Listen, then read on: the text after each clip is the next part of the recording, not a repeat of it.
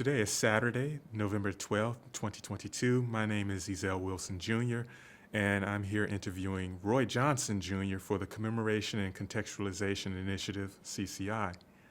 We're talking about the University of Texas at Austin campus and its history, right? And well, I guess I need to start over. Get tongue-tied. Sorry. Sorry about that. All right, so today is Saturday, November 12th, 2022. My name is Ezell Wilson Jr., and I'm interviewing Roy Johnson Jr.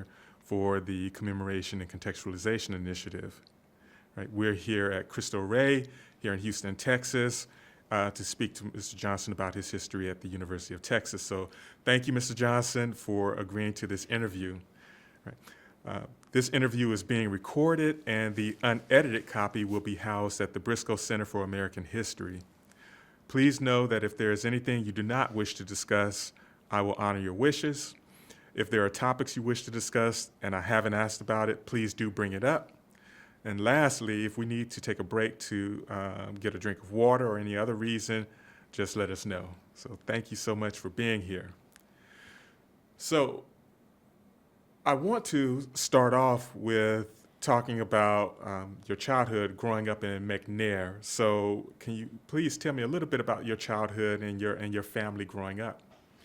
Well, I grew up as a single child in a household that was elderly parents, and I was reared by them. I started living with them, I think, when I was 5 or 6 years old, and they really became my parents. Had a wonderful childhood, very spoiled.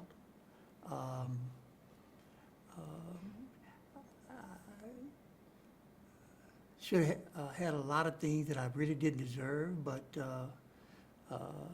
since I was the only child in this marriage, they just was very supportive of me and encouraged me to continue to get a good education, as they would say, and I'm hoping that I have been able to honor their requests. Yeah. Well, are there any particular childhood memories that stand out for you that you would like to share today? Well, as I said, my dad was a carpenter, and he built houses. Not only did he build houses for other people, he built houses for himself. So we had a lot of rental property. And I had a specific job in that process. Most of the houses, he would do a lot of repair work. He would also he was very well known in the community, and a lot of people would come and ask him to help, and he would help. But anyway, getting back to my specific responsibilities when we built houses was that I would have to put the roof on. And what I mean by that is I would put the topping on. My dad would line up the black paper, and I would put the roof on. And that made me decide that this is not the work that I wanted to do. So in the summer times when it's really, really hot, and that tarpo paper is really, really hot, you really get to decide, well, is this the type of work that I want to do? Of course, this was in the summer, in the regular time I went to school. But we also had animals. We had cows. We had chickens. We had, so we kind of were in a very rural area. My mother, Mrs. Ella May, she was a strict disciplinarian. She would remember things that I forgot, and she would make sure that I didn't do those things again. But had a wonderful childhood, and very fond memories, and just so appreciative of them providing for me during that period of time. Well, you mentioned school and doing that when you weren't working with your father in the summer times. How important to your parents was education and the idea that you get your education? Oh, extremely important, because even from a very early age, my dad would make me, back in those days, learn the alphabets. This is before I went to school. I had blocks, I had different things to help me to learn the alphabets, and they were very insistent on that, and very supportive of any education endeavor that I chose to go into, and made sure that I was go to school. Matter of fact, as growing up, I would get several perfect attendance. So they were very, very supportive of me getting an education. So what were your, are there any sort of grade school memories that you'd like to share? Well, Harlem Elementary, which is in a rural black area, all the teachers were black at that time, and the students were black. Of course, it was segregation. And you, 5 miles down the road, you crossed the canal and you're into another area. You couldn't go in that area. But the thing about our teachers was they were definitely committed. They were dedicated. They were really concerned about the students' learning. And they had an involvement with the parents that if you had a bad day at school, you would have a bad day at home.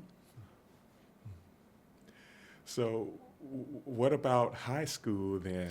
Well, high school was just as bad.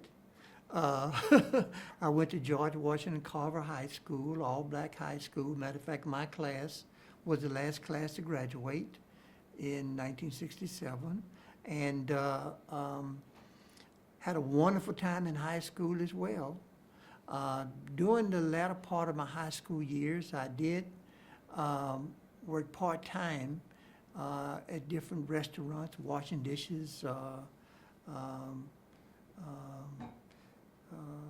even worked at the restaurant's owner's house, cleaning his pool or different jobs.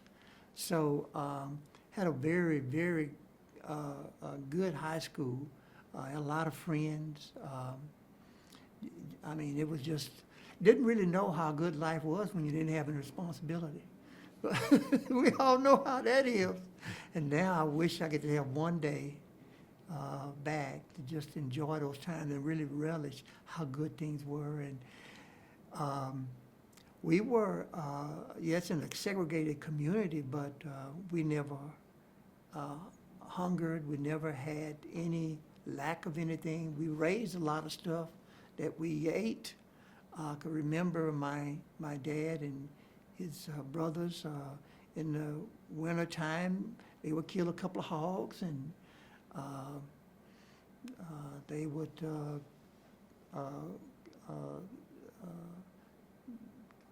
boil the hair off of them and cut them up. And I can remember we would take the skin and cook cracklings, and my mother would clean the guts for chitlins. So, and we had cow for milk. My dad tried to teach me how to milk our cow, but I put my hand on that tit and I said, I'm not going to do that. I never milked him, but he had to milk him every morning. But I did have to take the cow to graze and bring them back from grazing. But then we had hogs. I had to feed the hogs.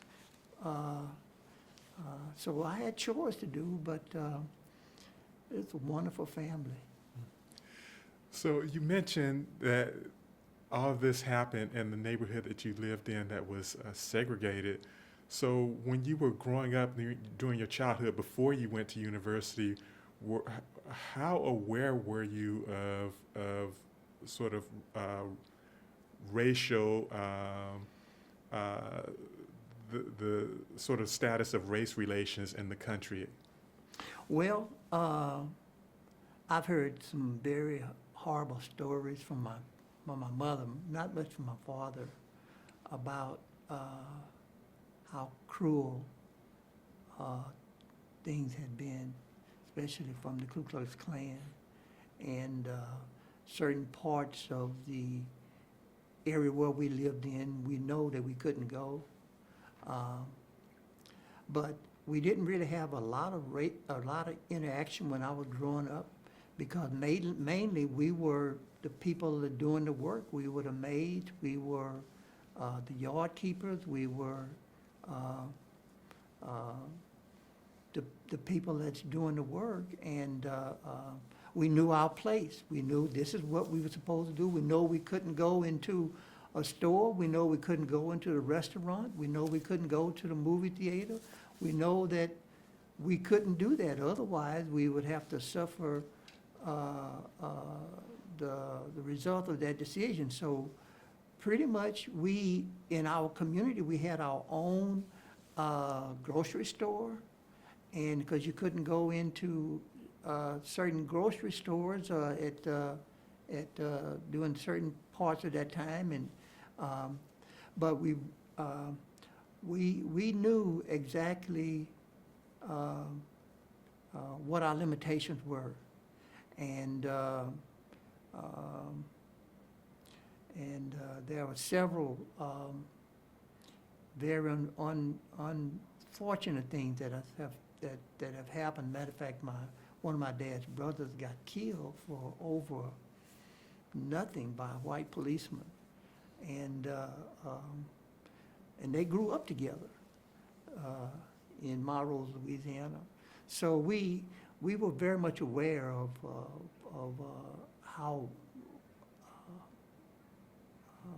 race impacted our lives, but we were a separate community to ourselves, and we were very comfortable. We were very safe. Matter of fact, we hardly ever locked the door. I mean, we didn't have air conditioning, so you raised the window up and you had screens. So, but we had a very good lifestyle. You say that there were things that you knew and that people in the neighborhood knew at that time that you could do and things that you couldn't do. Were there conversations that you had with either your parents or maybe elders in the communities that kind of made you aware of these things? Or My mother, Ella Mae, she was a strict, I mean, she had seen a lot in her lifetime, and how black men had been treated. And so she had forewarned me that how to conduct myself. And so she basically was the one that really taught me a lot of things as to how to carry myself. And you had to carry yourself in a certain way. You couldn't be disrespectful. You couldn't, I mean, especially to nobody black, but nobody white, you just didn't have any conversation with them. You talked through your parents to them. You don't have no direct conversation with them. But overall, it was a time in the history of, I guess, of our country that everything was separate, but it definitely wasn't equal. Because we were in high school, the books that we got, they already had names in them, and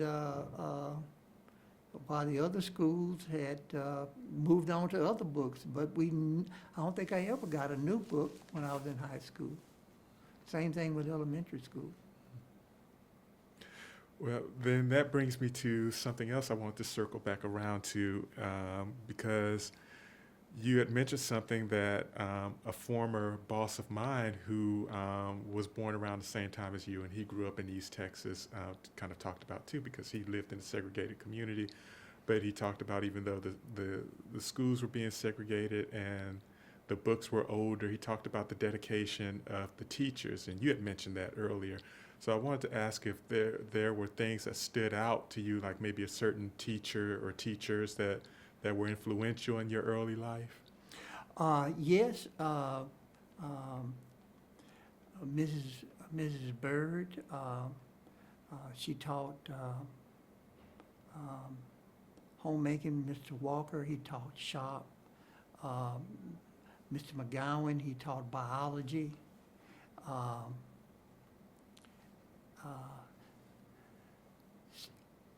I had not met one teacher that was not totally committed to helping us be successful, because they had, I guess, experienced a lot in their lives. And they knew that as things were changing, that we would have to be better prepared and better equipped. Um, uh, Staying after school, coming to your house. Matter of fact, the elementary principal used to come by my house. Of course, I was not, I would say the best kid, but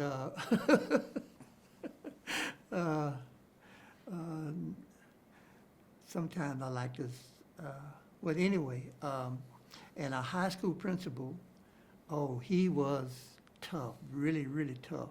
And you didn't miss school. If you missed school, and he was like about 5'10", and he'd look up to you. And he used to tell us all the time, I'll bite your ears off. You can't even reach him.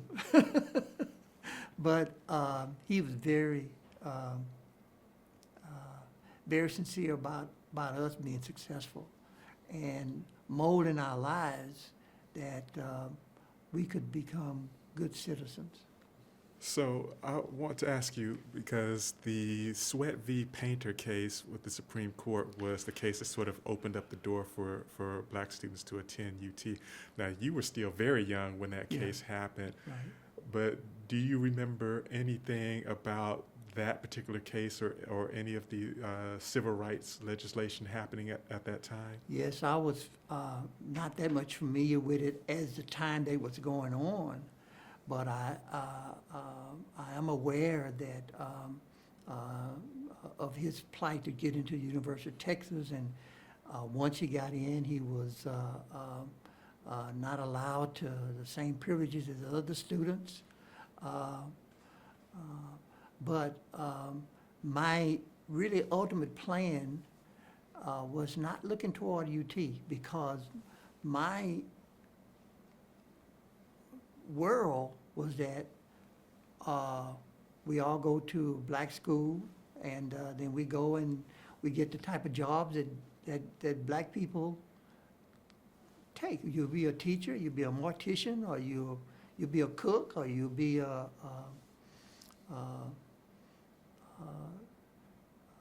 laborer.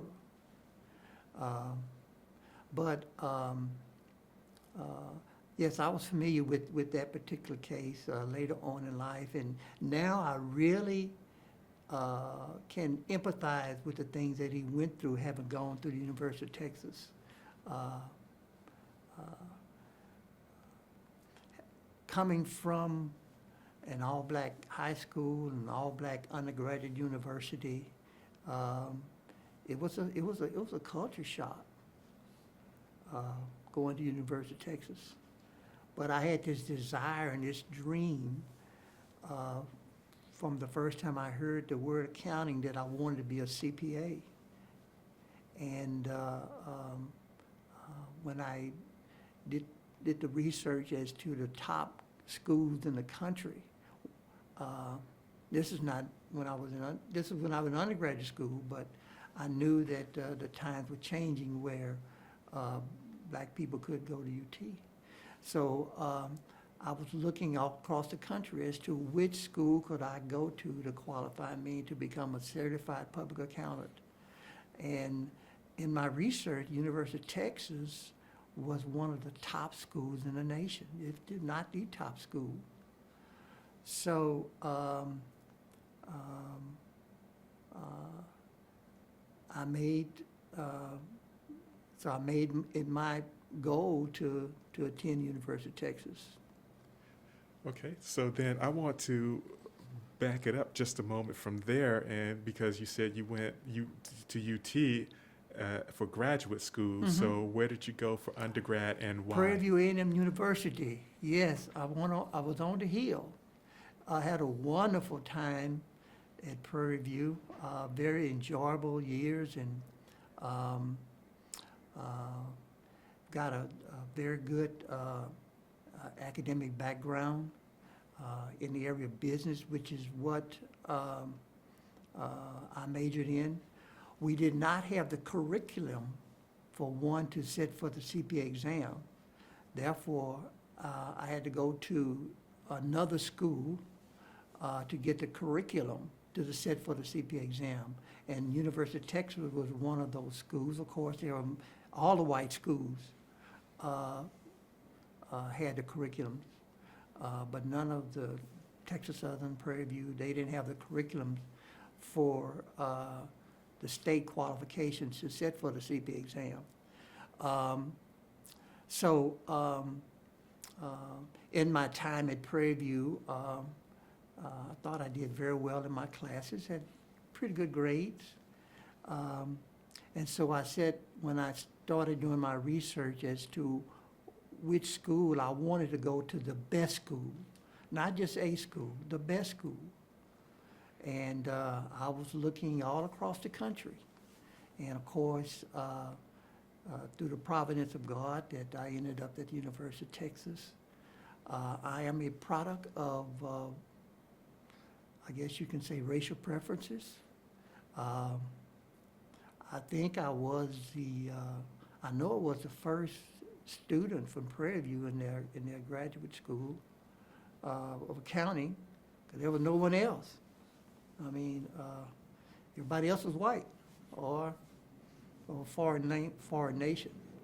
So, had a wonderful time at Prairie View. I joined several fraternities. Phi Beta Lambda, which is a business fraternity, Kappa Alpha Psi, which is a social fraternity, and had a very great time. I graduated in May of 1971, and of June 1971, I was taking my first graduate course. Wow. So you researched UT and found out it was one of the best schools and decided to go there. Outside of that research, before going to UT, had you ever heard anything about UT prior to attending? Yes, I had heard very negative things, especially about the football team. But all of that didn't matter to me. I was willing to risk whatever I had to risk to accomplish what I wanted to accomplish. And I did not want to go to any school. I wanted to go to the best school. And on my on-site interview as part of the process of getting admitted, I think I may have impressed the faculty there that was part of the admission committee, even though I didn't make the required standard on the was a GRE or one of those major exams. So I was able to get into the university in the summertime. And if I didn't make it during the summer, then I guess they wouldn't have to worry about me in the fall. But I didn't make it. So, seeing that you got in there and fresh out of Prairie View, Uh-huh. how does your family feel about your admission to UT? Oh, they were excited about it. They're very much excited. And like I said, my parents have always been very supportive of me. Whatever I decided to do, uh, I just wish I would have had more time as I look back to spend. But during a career, when your career takes off, you just get so busy with your career. But my uh, my father, one of his daughters, was married to um, um, one of uh, one of the professors at UT, Dr. Perry, who's a graduate of Prairie View as well. So I knew that that that going from Prairie View to University of Texas, would be a challenge, but it was one that I was willing to take on. But really, I didn't have anything else to worry about. I had this desire, and for 7 days a week, I studied until I could to make it through the school. Thanks. So you leave from Prairie View pretty much immediately after graduating Right, and right. head to UT in the summer. Right. What was your impression when you first arrived at the campus? Oh, it was a shock. It was definitely a shock. I can remember the first day that in registration, and there was a girl that was in line, and she said I cut in front of her. I don't remember if I did, if I didn't, because she was an accounting major as well. And she said, since I came from Prairie View, I thought I was somebody. And in May of next year, we'll be 50 years married. So it was your wife that you were, your future wife that you had cut in front of, or she said you had cut in front of her. Have the two of you resolved that dispute yet?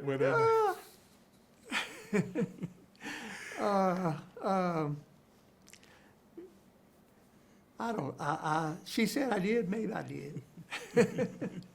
So you arrived there, and it's a bit of a shock.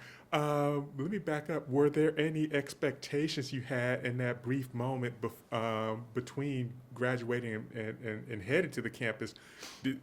Before you got to the campus, were there any expectations you had in mind? You know what? When I went to University of Texas, I had nowhere to stay. I was just on my own, and I went to the Black Student Organization, and during the time they were finding me housing, I stayed with one of the black students there, and black people at UT, as most black people, they have a bond. And this person didn't know me from anybody else. But yet and still, they knew that I was a student at UT and I was new. And I think I stayed with them about 2 weeks until they allowed me to have housing at UT.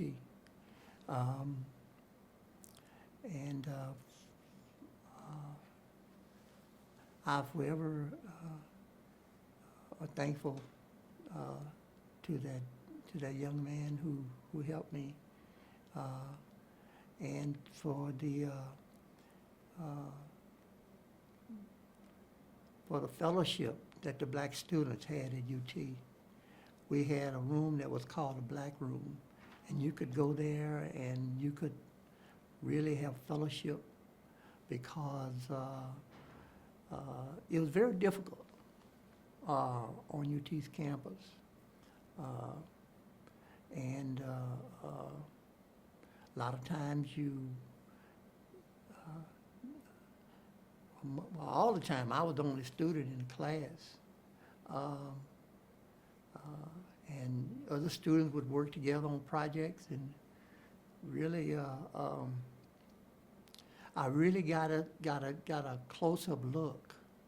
And really, to be honest, when I went to UT, I was totally scared of white folks because I'd never been around white folks other than being their maid or being their yard person or washing dishes. So I had to get over my fear of being in the same classroom because I'd never done that before in my whole life. It was a traumatic experience. So as you sit there in these classrooms, and as you said, you oftentimes were the only black student in the class, what do you think were the expectations of you that the professors may have had? Well, my first class was with a professor in taxation, and he told me I should go back to, he said Texas Southern. He didn't know I wasn't from Texas Southern. I was from Prairie View. That we could not make it in the University of Texas. But I may have proved him wrong. I made a B in that class, but I really think I made an A. But I never had any encounter like that from any other professor, because he was one of the older professors, and he was very well known. So having gone through that class, and I'm sure the rumor mill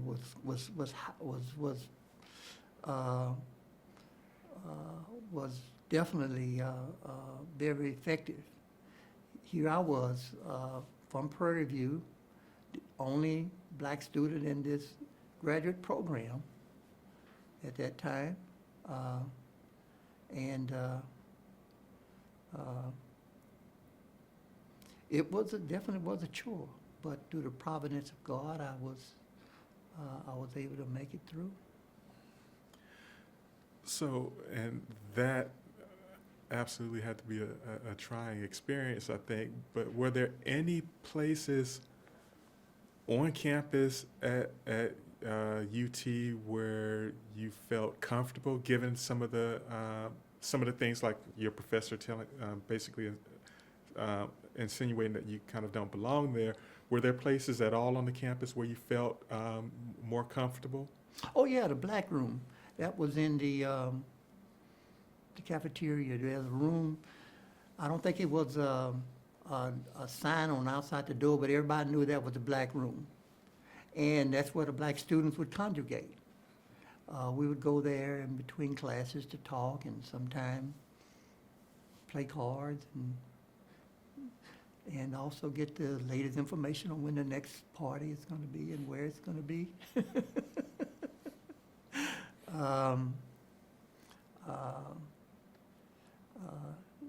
And actually, that's the only other place. The business school, it was, all of my classes were in the business school. And it was up and down the elevator, up and down the stairs. But not all of my professors were like that. This was just one that maybe felt that it wasn't time for a change. But I have had some great professors. One that really helped me to get financial aid, and one to help me to get into the University of Texas. So I don't want to give a negative viewpoint that everyone was like that. That's not true. But like population in general, you have people that don't want to see progress, and others, thank God, more that want to see progress. And I was just innocent. I mean, like I said, I never had a white, well, let me take that, I did have one white teacher. Had a couple of white teachers at Prairie View, but we were always the majority. No white students, but did have white professors. But the education demands were demanding, very, very, very demanding. So I could see why the professor thought maybe I should not have been there. But through much trial and error, I was able to get through his class. So there were professors that were rather helpful. How did you find any of the other sort of student services there at University of Texas, like, for instance, getting housing or the financial aid, as you mentioned, that sort of thing? What was it like trying to access those things as one of the black students attending there? Okay, as far as financial aid, I worked in the accounting department. I was a grader. I was also a TA. I did receive a loan from the American Accounting Association. I also got a scholarship to help me with my education. I didn't have very much contact with, per se, the financial aid because I also would work. Matter of fact, after my first class that I had at University of Texas, one of the accounting firms downtown of Austin, I worked there part-time as a student. So, and the partner there, he knew the professor that I was taking the class from. So he was very impressed that I was able to make it through that particular class. But so I didn't really have any, per se, financial, I had a very low lifestyle. Matter of fact, I used to say that I wore the same pants and shirt for a whole semester because I was mad, in some cases, about the circumstances. So then you were able to work while you were attending UT, and that got you out into the city. What were your impressions of Austin at the time? I didn't, I just worked during the summer month for a while, and during the fall session, I worked in the business school as a grader, as a TA, and as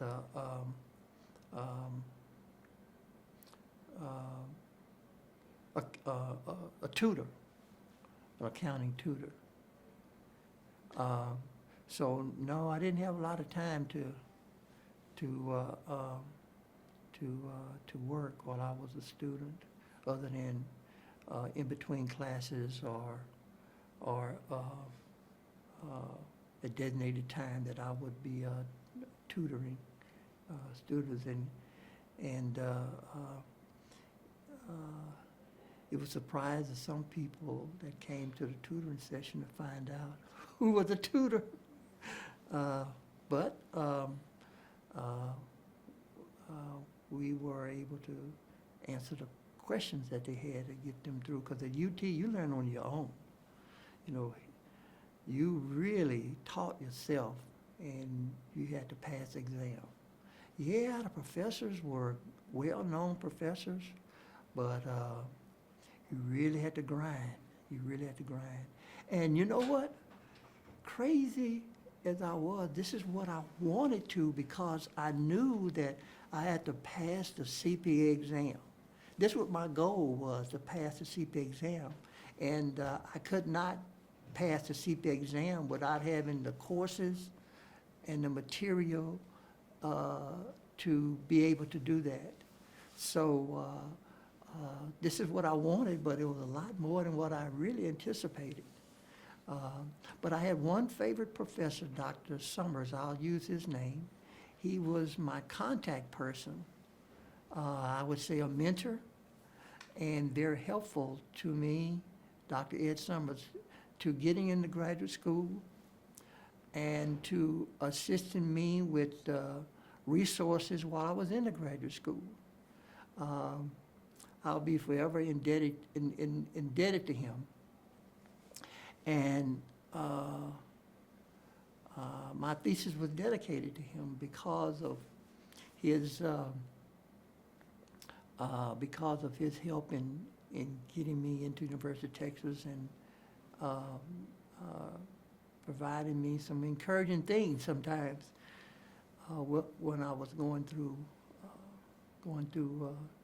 the school there. He sounds like a wonderful person. Yeah. Did you find that you had, aside from Dr. Summers, were there any other people that you felt were part of sort of your support system while you were there? Since you were away, some distance away from home, were there friends or other members of faculty that you were able to rely upon? No, but the girl that said that I cut in line, she knew exactly what I was going through at the UT graduate school. My home was a BEB library, and she would bring me cookies. And I used to think that she used to bake those cookies, but it was a friend that used to bake those cookies. And I didn't find it out at all. But anyway, it was Matilda Johnson, who later became my wife. She was an accounting student as well. And one of the classes that she was taking, I was a grader. I didn't give any special points now. But I did mark on a paper when she did a good paper, very good sister. So that was really my companion, because I didn't know anybody else. So at the Black House, when Black room. I'm sorry, yes, sorry, Black room. There's a room Yes. in the cafeteria Yes. of all this great university, 40 acres. We had one room.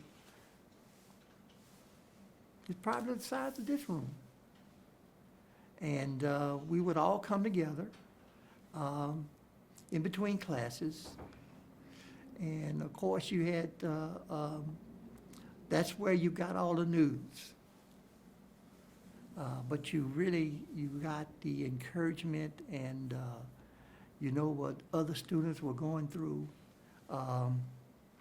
And you just got a new fill-up so that you can go and continue on. So amongst the black students at the university, during your time there, were there any black student organizations that you were aware of or perhaps even a part of? Yeah, I was part of a march on the drag, not the drag, but in front of the mall, in front of the towers. We need more black athletes. And that didn't do any good until the running back from Oklahoma ran over Texas. And that's when later on you saw Roosevelt Leagues and other athletes become recruited by the University of Texas. We had one athlete, on the football team at that time, and I think his name was Whitaker, if I'm not mistaken. Um, um, and UT was just basically an all-white football team. But the basketball team, there was one player who was predominant. He was black. And as a matter of fact, during, if I'm not mistaken, 71, UT beat University of Houston in a Southwest Conference game. And of course, University of Houston had all of the big-time players, Dwight Jones and all of the big-time players, but his name, the player at UT was Larry Robinson, and he played well in that game, and he got hurt. But the only contact we had was, and there was one other person who was, matter of fact, his, I can't think of his name, but he was Hispanic, and we became friends. And he was going through the undergraduate school at UT. And so other than that, I had no interaction with anybody white. None. I didn't even know anybody, even though we're in the same class. And I guess because of the culture differences or the way things were when they grew up, they were probably as, I mean, doesn't mean that they resented me or anything. It's just that they were assimilated with their friends and with their culture. And I would assimilate with my friends and my culture. But no one hardly ever said anything to me. Not a word. Matter of fact, not a word. So then, if that was on campus, was there any connection at all with any of the black community off campus in Austin proper itself? Oh, yeah, we would go to, I can't think of the name of the school, HT? Yeah. And we would, of course, I'm a member of the Kappa Alpha Psi fraternity, and I had frat brothers over there. And matter of fact, some of the, so I had a bond there, but didn't have a lot of time. But mostly my social events were maybe Friday or Saturday nights where the UT students would have some type of social activity, and we would go to that. So in terms of social activities, okay, so you had some of those off campus. There was the black room on campus. Of course, the young lady who you cut in front of in line.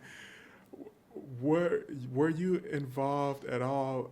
I know during intake you had talked about the church that you were a member of since coming here, but were you involved at all in any sort of church activity while you were there in Austin? No, I just attended church. Being a graduate student at UT is more than a full-time job. And I just attended church on Sundays. So I want to circle back then to the tutoring, because you had mentioned, and it was one of the, you sort of answered the question I was going to ask about whether or not you had to tutor only black students, because you had mentioned some people were surprised to see you as the tutor there. So, in your experience tutoring, how do you feel that people's sort of expectations of a black tutor and that sort of thing had any impact on what was going on in terms of your being a tutor to white students? Well, first of all, there were no black students in this, that came to the tutoring sessions. They just didn't do that. And the students that I tutored, as a matter of fact, I was able to not only tutor, but taught the first level of accounting. Introduction to accounting.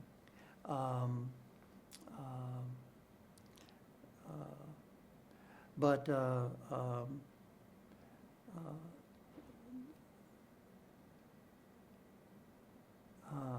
as I was always busy, so when I had a tutoring session, I was, I mean, they didn't shy away from me,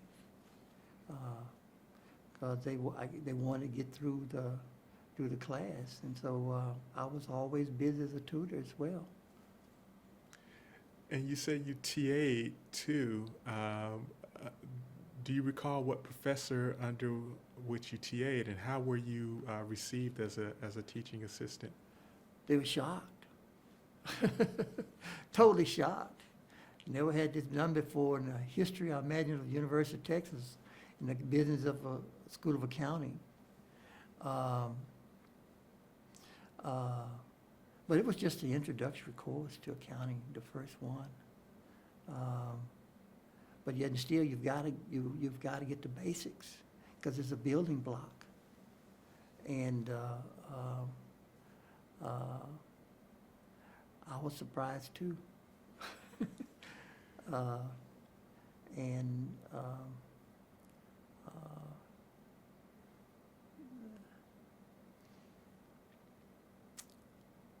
it was a very rewarding experience, because then I got to be more knowledgeable about white folks, because I grew up in a segregated area. Only person, like I said, was the person I worked for, and we had certain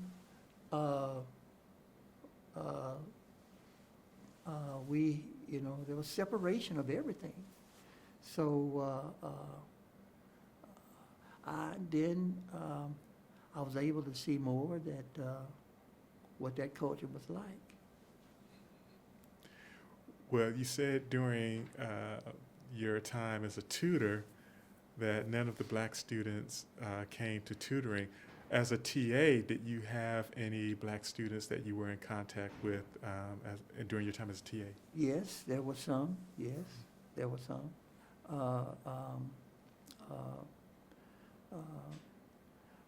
But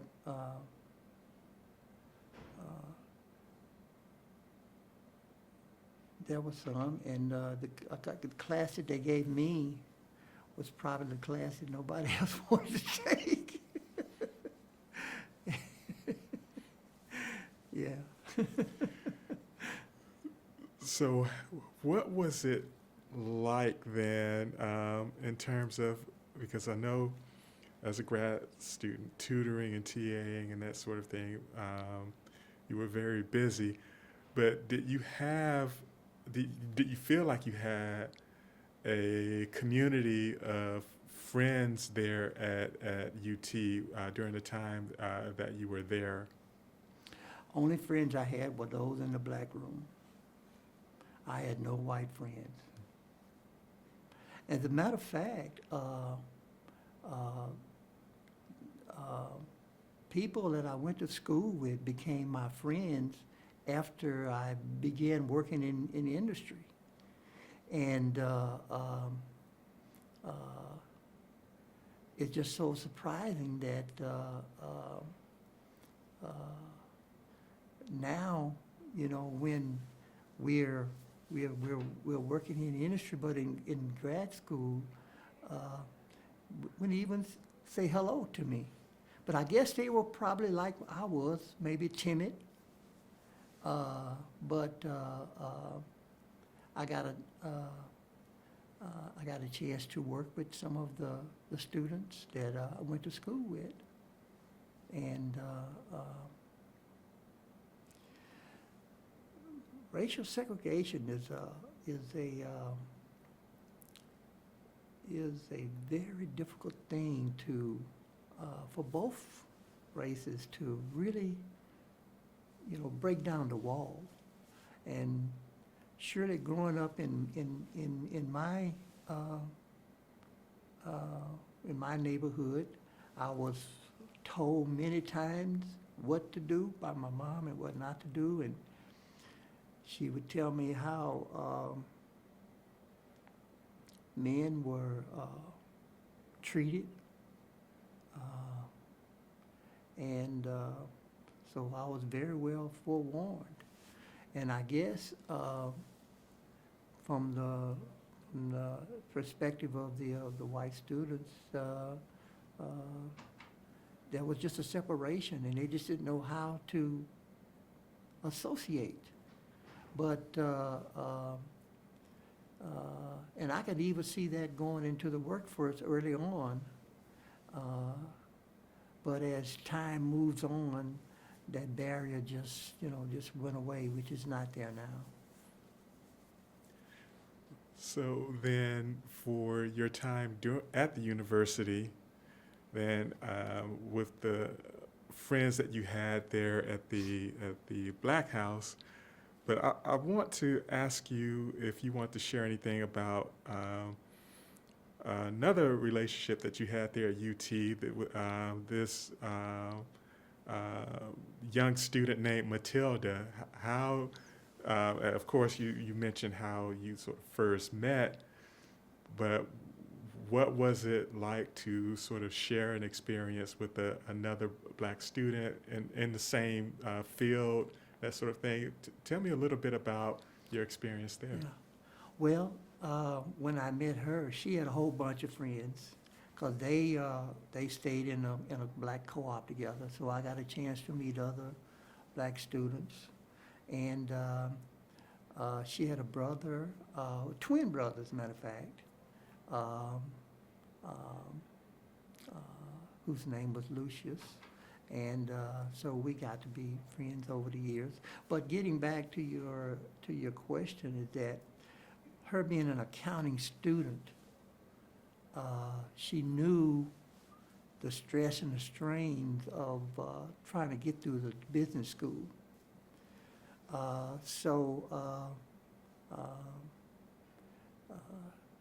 She knew where she could find me if she wanted me. And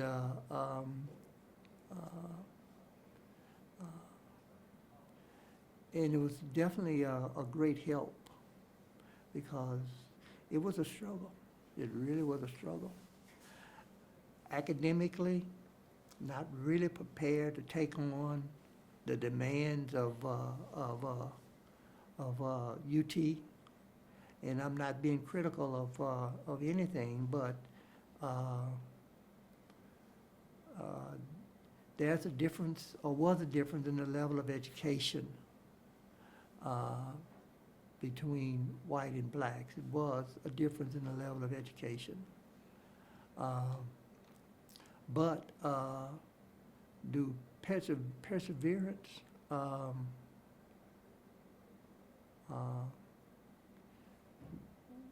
we're able to continue to not get discouraged, because it's very easy to get discouraged and give up. I had a goal that I worked toward, and when I graduated from Prairie View, I had plenty of job offers. I wanted to go to work. Not that I didn't mind working, but I had other goals that I wanted to achieve. And having Matt, as I call her, her name is Matilda, but her nickname is Matt.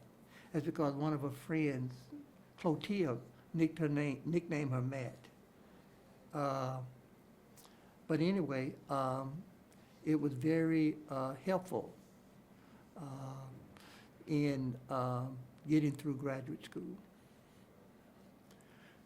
So then, when you are ready to graduate, as graduation is appearing closer, that you already have a position in mind, or what was it like to kind of start your professional career right after graduating? Well, I knew I wanted to work for a CPA firm, and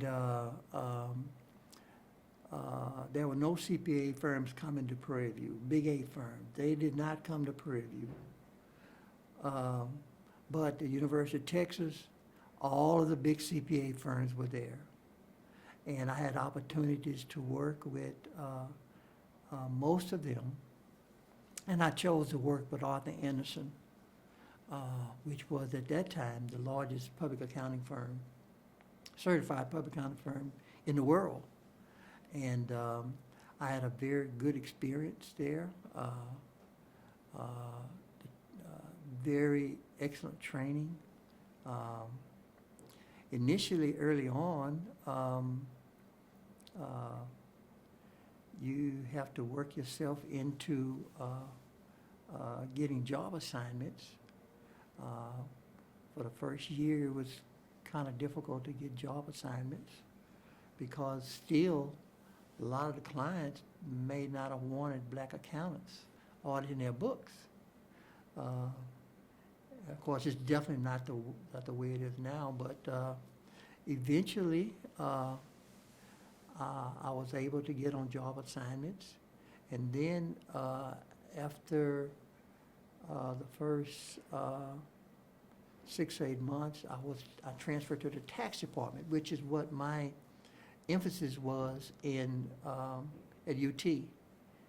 And so I was in the tax department and went to the training and did an exceptional job on the training because UT does prepare you. UT, I mean, you're prepared, and was able to do well on the training and got more work than really I should have. But then I was promoted, and so from that forward, opportunities began to open up for other things. So,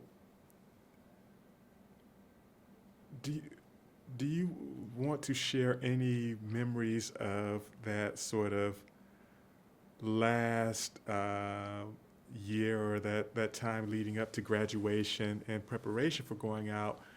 Were there any things that stood out for you as you were preparing to leave this school that you had dedicated several years of your life to? Yeah, I did an intern in between my one time I was there for about 9 months and came back and finished up my master's. And I was very thankful for the privilege that I was given, because many had come through there and had not made it through the school for one reason or another. Culture shock is if you didn't have someone to really be your friend, it's a definite culture shock. My last year there was a lot easier because I knew what the expectations were, and I just grinded it out.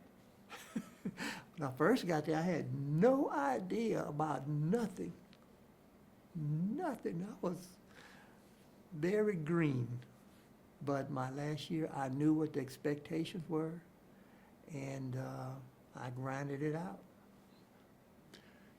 So given that, and that you went not only to undergrad at Prairie View, but then went on to graduate school at UT.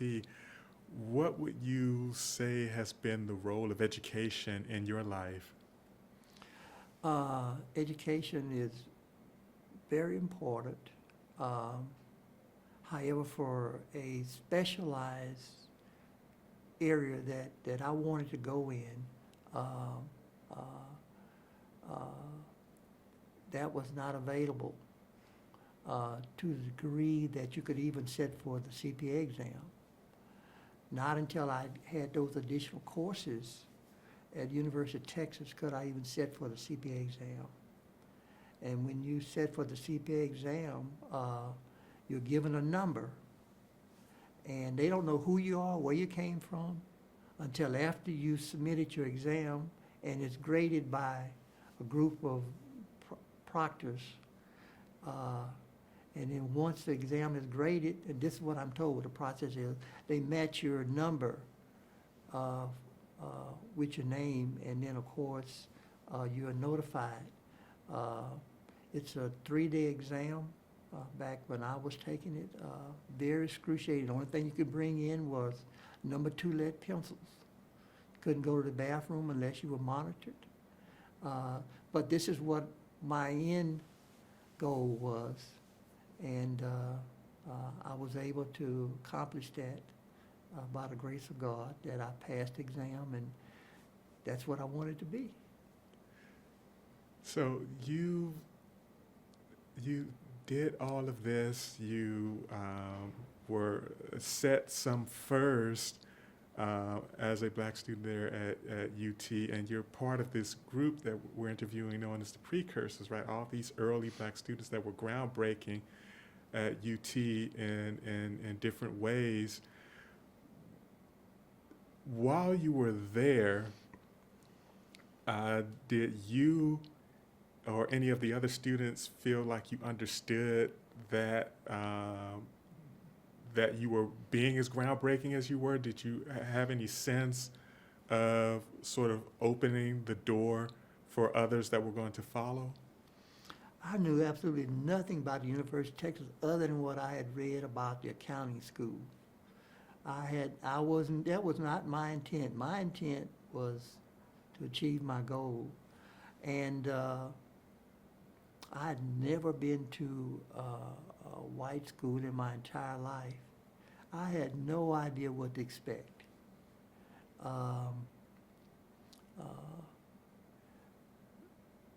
But I think that,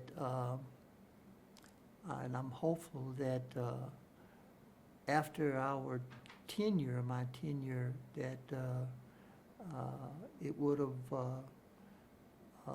allowed some different viewpoints about black students. I don't know that for sure, but I'm hoping that it did, because I did eventually become acquainted with several professors that turned out to be very nice, very nice. And my final classes there were, it was just the difference, because I knew what I needed to do in order to pass the exams and to prepare for the classes. I had no idea what that was like, coming from Prairie View to the University of Texas. And just having that experience, I know it definitely helped me to get through the balance of the courses. So since graduating, have you ever been back to UT? Yes, I have. A few years ago, there was an invitation by the UT football to the precursors. I think that's the only time I've been back.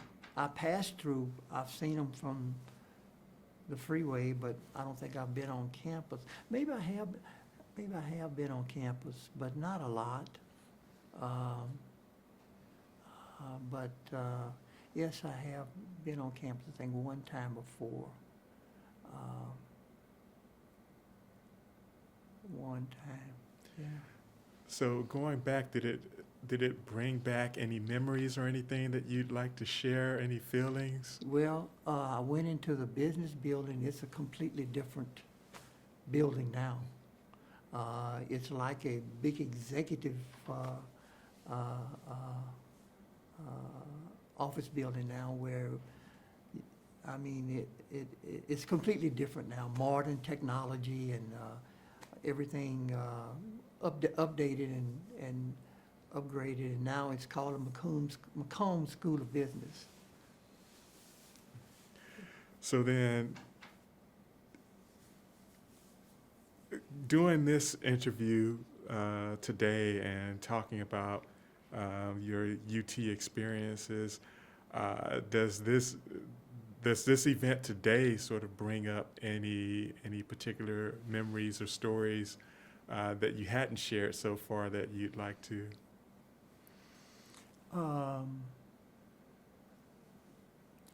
I remember when we used to, not often because you didn't really have a lot of time, but we would protest on the mall about not having enough black students. We would always say 13%, and I think we were probably 6% of the total student population. I don't think we've ever got up to 13%. I don't even know if 13% there now. Maybe it is. But there was never really any verbal abuse. There was never any outright hatred. But there were definitely not I would say relationships that you would hope to have or maybe expect to have or develop between students and the faculty but you know what? That was just the way it was during that period of time. And I'm sure now, as everything else, is that those barriers are gone, and that'll be good, and that's good so that the students don't have to deal with the isolation. And that's one of the most difficult things to deal with was the isolation from the other student body. I mean, you were there, but you weren't there. I mean, nobody ever talked to you. When you think back on it now, and perhaps you may have even had these conversations with your wife since she was a student there as well, what effect do you think that sort of isolation had on you as black students there at UT? Well, of course, it created a sense of loneliness, but that's why the black room was so important. That so you could talk to people, you could fellowship with people, and you could have someone to really be concerned about you, and you concerned about them, and just having some fellowship time. Other students, they they would, fellowship and talk with one another. But it definitely was isolation. Not necessarily, I would say intent, but it's just that maybe they were afraid of me as I was afraid of them. So we have to look at that both sides, and they were not accustomed to, during that particular time, most of them probably went to all-white schools like I went to all-black schools. And they just didn't know how to assimilate. So for those students with whom you did have some degree of communication, aside from Mrs. Johnson, of course, were there any students from your UT experience that you kept up with after graduation?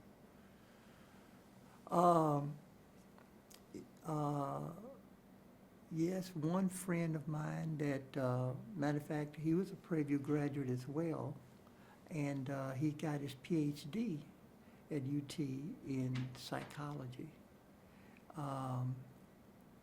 And another friend of mine that was in undergraduate school, well, he became a friend because I met him through my wife.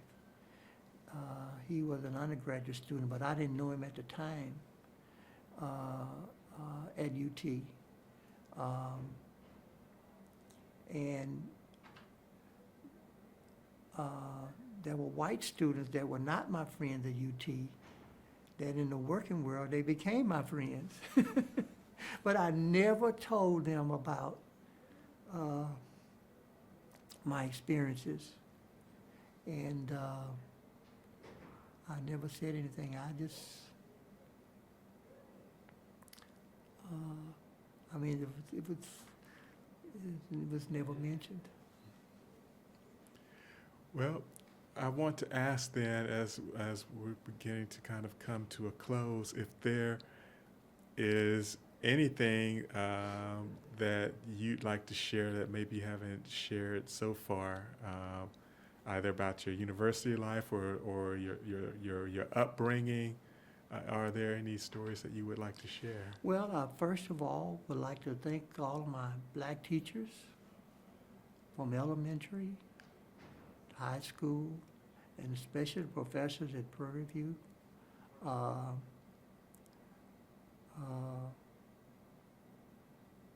One professor in particular at Prairie View who later became one of the members of the board of the State Board of Accountancy. I had her as a freshman in accounting at Prairie View, Dr. Armstead. I sincerely appreciate all the dedication and really now realize what a wonderful job they have done, or had done, I should say. And I'm so very proud of having had that experience. And as I go to UT Austin, it was a new world. It was something that not only from the university standpoint, but for me as an individual. I lived a very sheltered life, but that's just the way it was. We knew what our place was, and if we didn't want to get into trouble, we didn't cause any waves. But I'm very appreciative of the opportunity to have been given the opportunity to attend the University of Texas at Austin. It was my lifelong dream to go there. Even though I looked at other schools, I wanted UT Austin. And by the grace of God, I was able to get in. And I would not be where I am today had it not been for the University of Texas at Austin. And to Dr. Ed Summers, was really a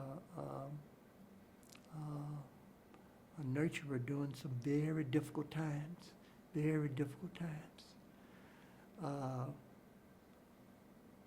I appreciate him and for him not giving up on me.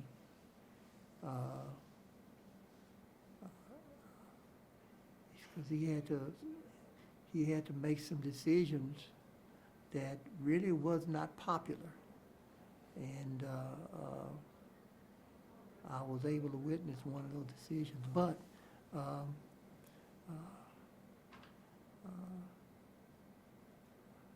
had it not been for him, I probably wouldn't have been able to make it through the university. Well, I have one final question, and that is, when you did graduate UT, were your parents able to come and attend? Well, you know what? I really should have done that. I really should have done that. But I had my degree mailed to me. I really hate that I did not do that. I really hate that I did not do that. But I was working. I graduated in August of '74, and I already started working with graduation. That's something I really regret. If I had to do over again, I would definitely have them there. And of course, the other thing is that I guess at the time I was thinking about what about the cost of graduation? How is that going to? How am I going to pay for that? And then I was moving to Houston, and so I looked at it from an economic standpoint, but not from a standpoint of how fulfilling it would have been for them to be there. And I really hate that. Well, from what you've told me and the importance of education that they instilled in you, I think that they were certainly proud of you, and I certainly do appreciate you taking this time to share with us your experiences at UT, and even after, and how UT was even a part of that too. So I want to thank you again, Mr. Johnson, so much for being here and being a part of this, and not only for being a part of this project, but I have come to learn quite a bit about this experience through what you've sat here and told me today. So I'm grateful for that. So I want to just say thank you. Okay.